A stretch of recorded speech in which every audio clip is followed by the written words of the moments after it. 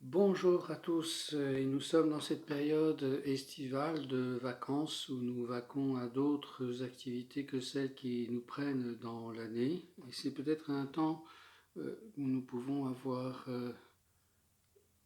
des réflexions par rapport à notre manière de vivre et particulièrement notre vie spirituelle, notre vie chrétienne. Eh bien, j'aimerais aujourd'hui aborder un point de notre vie chrétienne qui n'est peut-être pas si anodin qu'il y paraît, c'est notre préparation à la messe. Je me souviens d'avoir lu dans les manuscrits de Notre-Dame-du-Lot que Benoît, après la mort de sa mère, a eu cette connaissance par rapport à sa mère qu'elle faisait du purgatoire. Et pour quelle raison? Eh bien, parce qu'elle passait trop de temps à apprêter ses enfants pour qu'ils soient bien mis pour aller à la messe. Et du coup, elle arrivait en retard. Et du coup, la Vierge Marie lui a dit à Benoît que sa mère faisait du purgatoire à cause de qu'elle faisait passer son amour-propre avant l'amour du Seigneur. Voilà, c'est une petite anecdote qui nous permet de prendre en compte les détails qui nous paraissent tout à fait anodins. Et c'est vrai qu'en tant que prêtre, quand nous célébrons la messe, nous voyons des personnes arriver au début de la messe, soit après les lectures de la liturgie de la parole, soit après l'homélie, juste au moment de l'offertoire. Est-ce que c'est vraiment juste devant Dieu? Voilà, c'est une question qui est importante à se poser. Parfois, on ne peut pas faire autrement, on a eu des contretemps. Mais d'une manière normale, la messe se prépare avant. Elle se prépare effectivement tout au long de notre semaine. Elle peut se préparer plus particulièrement le samedi soir où on peut relire les textes de la messe que nous allons entendre le lendemain. Et puis prier pour que ce temps soit vraiment dans la lumière de cette parole de petit Samuel quand il dort dans le temple. Et le prêtre lui dit, mais après avoir entendu 3 appels du Seigneur, Samuel, Samuel, le prêtre lui dit, mais se rend compte que c'est Dieu qui parle à Samuel. Il dit, la prochaine fois, tu diras, parle Seigneur, ton serviteur écoute. Eh bien, c'est vrai aussi quand nous préparons à la messe, nous pouvons avoir cette prière, parle Seigneur, ton serviteur écoute. Il parle à travers toute la messe, et pas simplement par l'homélie. Une bonne homélie, c'est quand les fidèles disent « Mon Père, que cette messe était belle », parce que l'homélie a été bien intégrée à toute la liturgie de la messe et a conduit au mystère. Ensuite, c'est vrai que l'homélie, c'est vrai qu'il y en a qui en profitent à ce moment-là pour penser à autre chose, pour piquer un petit somme, voilà. Hein, avoir des distractions, penser au repas que nous allons manger après. Bref, l'homélie est aussi un moment important. Parle, Seigneur, ton serviteur écoute. Et on a des anecdotes d'homélie qui sont très parlantes par elles-mêmes. Une première anecdote, c'est un monsieur, une histoire vraie, qui est un monsieur qui, sur le parvis de l'église, après la messe dominicale, vient trouver son curé et lui dit « Père, merci pour ce que vous avez dit, parce que je crois que je vais faire une retraite dès que je vais pouvoir. Parce qu'avec ce que vous avez dit, ça m'a bouleversé. » Alors le prêtre est un peu étonné, voilà, et puis il demande qu'est-ce qui vous a tant bouleversé? Eh bien mon père, quand vous êtes passé dans votre homélie de la première lecture à la deuxième lecture, vous avez dit, eh bien, tournons la page. Et j'ai compris qu'il fallait que je tourne la page dans ma vie, que je ne pouvais plus vivre comme je vivais et qu'il fallait que je mette le Seigneur au centre. Voilà. Une autre anecdote que j'ai entendue de sœur Emmanuelle des Béatitudes, qui était à Medjugorje, elle était à la messe de langue anglaise, et un prêtre américain fait une homélie, mais soporifique au possible. Elle, qui vivait des moments difficiles, puisque c'était pendant la guerre de Bosnie, elle avait besoin d'une parole du Seigneur, et elle priait, Seigneur, Seigneur, donne-moi seulement une petite parole. Et elle continuait de prier, et l'homélie continuait toujours dans ce caractère soporifique, et l'homélie se termine. Et sœur Emmanuel crie vers le Seigneur, non Seigneur, tu ne peux pas me laisser sans me donner une parole. Et le prêtre va s'asseoir, et puis elle continue de prier. Et puis le prêtre se lève pour préparer l'autel, pour l'offertoire, et elle continuait de prier, Seigneur, tu ne peux pas me laisser sans avoir une parole de toi. Et là, à un moment donné, le prêtre quitte l'autel, retourne à l'ambon, et il dit, voilà, je vous ai oublié de vous dire cela. Et c'était la parole dont sœur Emmanuel avait soif. Voilà, ne vous lassez pas de prier, et moi j'ai des expériences aussi personnellement d'homélie où j'avais bien préparé et j'ai dit tout autre chose que ce que j'avais préparé. Même grâce extraordinaire de prédicateur, mais une paroissienne, quand j'étais curé, me dit, mon père, ce que vous avez dit est magnifique, mais je suis sûr que vous n'avez rien compris ce que vous avez dit. Mais c'était vrai. Je ne cherchais pas à comprendre ce que je disais, ça coulait comme un flot. Voilà, et je pense que c'est la réponse à la soif de l'Assemblée. L'Assemblée influence énormément la prédication. Si votre prêtre est soporifique, eh bien posez-vous la question, quelle est votre position par rapport à la prédication? Quelle importance cela a pour votre vie chrétienne? Voilà, et ça me permet aussi d'aborder un autre sujet qui m'a interpellé ces jours-ci. Quelqu'un qui me faisait l'affection que quelqu'un lui faisait cette réflexion, oh, ce prêtre, c'est pas moi. Hein. C'est vrai que j'aurais pu le prendre pour moi, parce que c'est un sujet que j'aborde assez facilement en ce moment. Le prêtre, il parle tout le temps aux croyants non pratiquants, ou il parle tout le temps des croyants non pratiquants. Moi, je voudrais avoir une prédication qui me nourrisse et qui me conduise à une maturité spirituelle. C'est vrai que c'est un bien légitime. Ceci étant dit, une homélie vous conduira à la maturité spirituelle si elle vous conduit à la mission.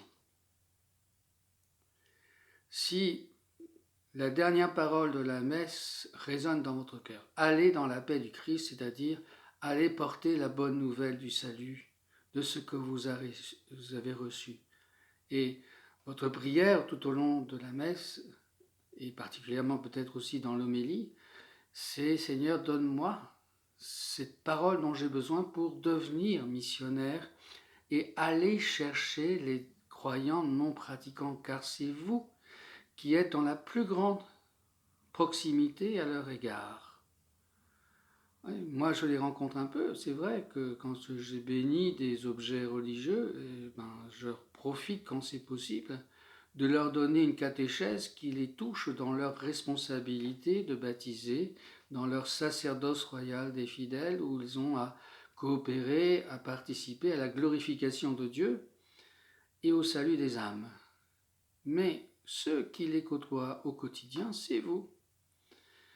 C'est vous qui êtes appelés à remplir les places vides dans l'Église, en leur témoignant du caractère vital que représente la vie chrétienne, la ferveur dans la vie chrétienne. Ce n'est pas simplement la messe, parce qu'on risque, si on réduit la vie chrétienne à la participation à la messe, c'est pas suffisant, quoi. C'est très réducteur. Notre vie doit être eucharistique. Et si notre vie est eucharistique, elle doit être aussi missionnaire. Nous devenons une hostie vivante, agréable à Dieu, offerte à Dieu, si notre acte d'offrande se concrétise dans la mission. Et que nous soyons un cœur brûlant et qui ressent bien que malheur à moi si je n'annonce pas l'évangile, parce que mon cœur est saisi par cette dynamique de la charité qui fait que je parle de mon bien-aimé. Je me souviens, il y a quelques années, quand j'étais à la paroisse d'Orléans, j'avais eu l'initiative de lancer des évangélisations sur les marchés, dans la préparation à Noël et dans la préparation à Pâques. Eh bien, moi, ce qui me réjouissait, c'est de voir le visage rayonnant des paroissiens qui enfin pouvaient annoncer celui qu'ils aiment, Jésus, et de dire oui, Jésus est vraiment né, un sauveur vous est né, ou le Christ est vraiment ressuscité. Moi, j'étais là au stand et j'étais avec le micro et voilà, et j'annonçais à haute voix et je noyais, j'inondais j'espère sans noyer, le marché avec des paroles de foi. Et les fidèles, eux, rencontraient avec un petit tract qui donnait les horaires des messes de la vigile pascale, et puis de la messe de la nuit, et du lendemain, du jour, la messe des bergers pour Noël, voilà, ou la procession de Sainte Marie-Madeleine, comme dans la tradition dominicaine. Voilà, et c'est d'annoncer, voilà, c'est ça. C'est comme il y a quelques années aussi, j'étais à une réunion pour d'aumônerie, une réunion d'aumônerie avec tous les frères du prieuré où j'étais, et puis tous les parents de l'aumônerie scolaire, et puis d'une activité qui s'appelle Pizza Ecclesia, et puis voilà, on réfléchissait sur qu'est-ce que nous allons donner à nos enfants, qu'est-ce que l'on doit donner aux enfants, qu'est-ce qu'on doit donner. Et à un moment donné, j'ai saturé, et j'ai dit, mais attendez, on se pose la question de savoir qu'est-ce qu'on va donner, on va les gaver encore de tas de choses pour qu'ils soient de bons chrétiens. Ils le sont, c'était des bonnes familles chrétiennes, pratiquantes, voilà, bon milieu comme on dit. Je dis, mais quand est-ce qu'ils vont donner? Quand est-ce qu'ils vont donner? Et de fait, parmi ces familles, il y en avait une, dont un garçon de 13-14 ans, il était apôtre dans la cour d'école.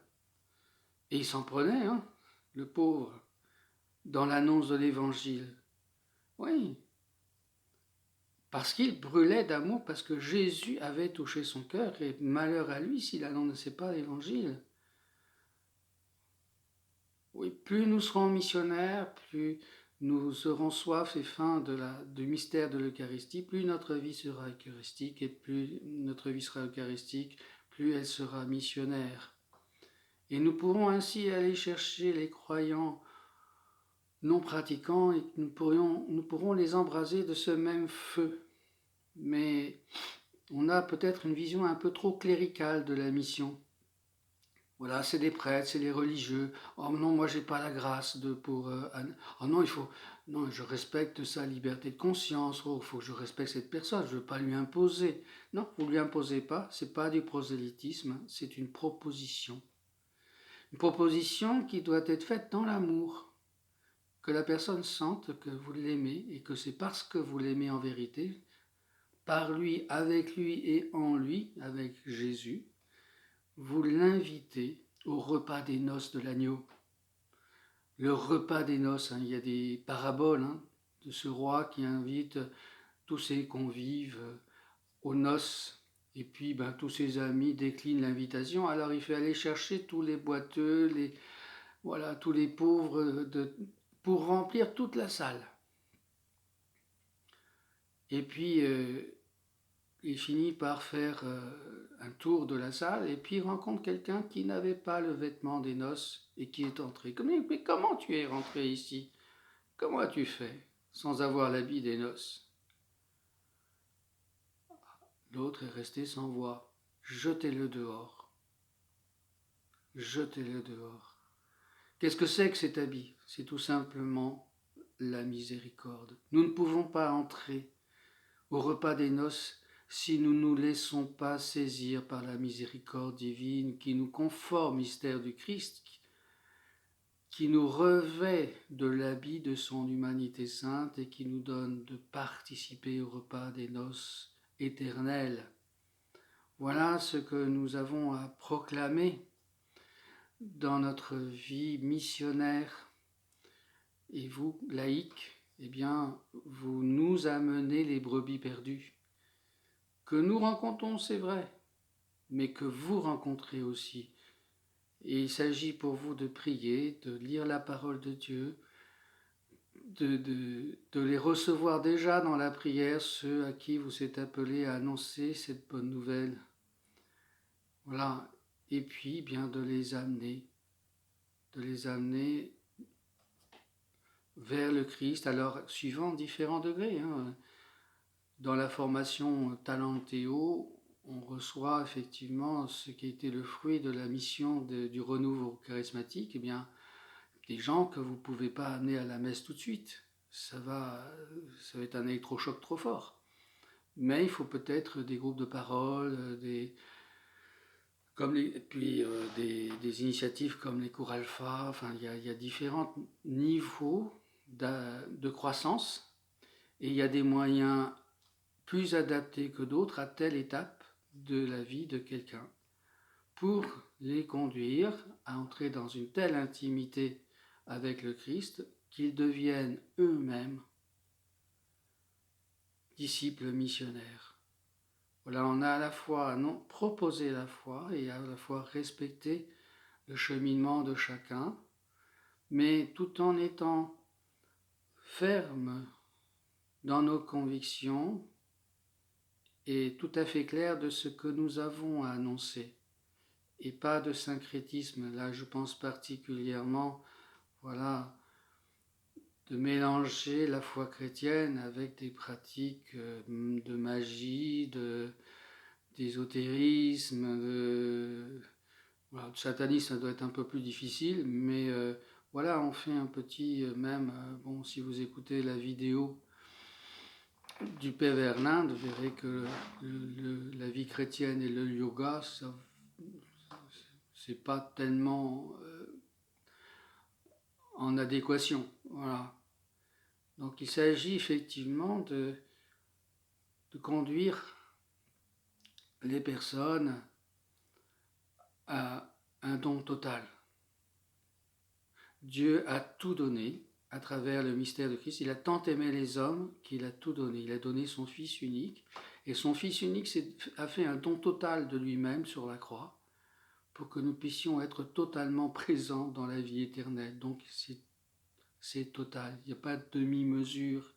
Il y a une progression dans notre vie chrétienne, mais la réalité du don, il est total. Et dans la foi, il est déjà total. Dans l'incarnation, il n'est pas forcément total. Dans notre vie chrétienne, dans notre manière de vivre, il n'est pas total. Mais dans notre intention profonde, il est total. Parce que l'adhésion de foi touche dans sa plénitude le mystère de Dieu.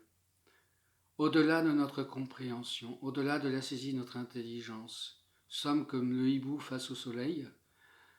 Mais ceci étant dit, c'est cela qui est présent à nous quand nous posons un acte de foi, d'espérance et de charité. Voilà, j'espère que cette période estivale, ce temps de vacances que vous avez sera un temps pour vous de faire une retraite spirituelle, de vous recaler au point de vue de votre vie chrétienne et puis que vous en deveniez de plus en plus des disciples fous d'amour pour le Christ et qui en deviennent des missionnaires fervents, zélateurs, sans être des prosélytes, mais qui proposent la foi comme quelque chose qui est pour eux pour vous une plénitude d'amour, même si tous les jours c'est pas évident. Malgré tout, notre cœur profond est saisi et parfois on peut avoir en surface des tempêtes.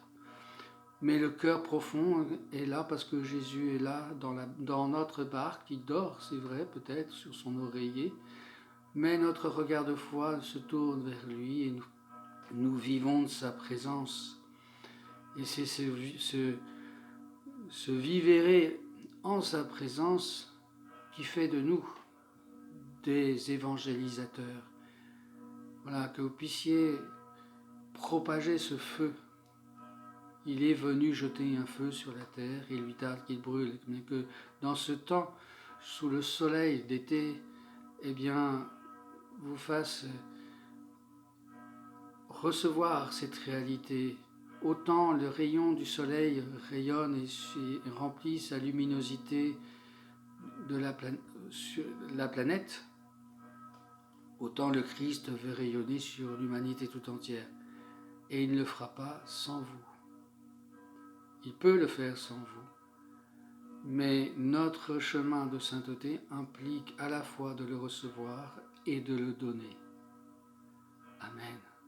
Que Notre-Dame du Chêne, qui veut nous enraciner dans notre vie chrétienne pour nous élever vers le ciel, eh bien qu'elle vous prenne dans son manteau de miséricorde toute maternelle et qu'elle fasse de vous des disciples missionnaires comme elle s'est engagée à la Salette, les disciples des derniers temps. Nous sommes tous, depuis le début de l'Église, les disciples des derniers temps parce que nous devons toujours nous attendre au retour du Christ, toujours. Nul ne sait ni le jour ni l'heure, mais toujours, ça peut être maintenant son retour.